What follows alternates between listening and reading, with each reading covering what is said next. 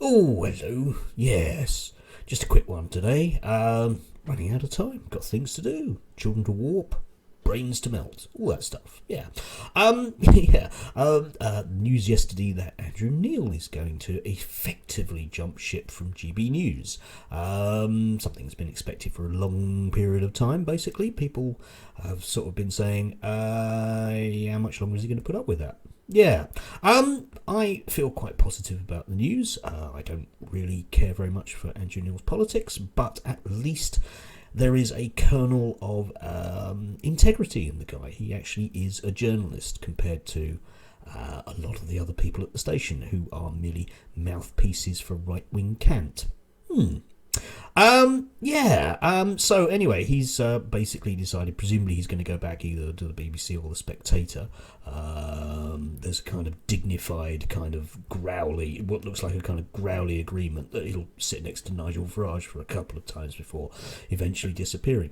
But the interesting thing about this is what exactly is going to happen to the other people at the station. I don't mean your Mark Christie's and the rest of the kind of talk radio crowd who basically say anything provided you give them enough money.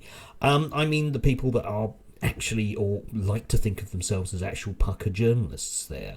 My old mucker Gloria DePiro comes to mind, who, whatever you think of her politics, child of Italian communists. How do we end up here? But anyway, is actually on a reasonable level a journalist. Are these people actually going to stay without the kudos of Andrew Neil? We'll wait and see. I mean, if they all leave and we're basically left with Nigel Farage's Reform Party broadcasting channel, we'll have to see, because I don't think that realistically, unless somebody is prepared to put a great deal more money into the station to basically keep it afloat with absolutely no advertisers or anything, that it's going to go anywhere. And there is part of me that thinks, well, maybe it should crash and burn.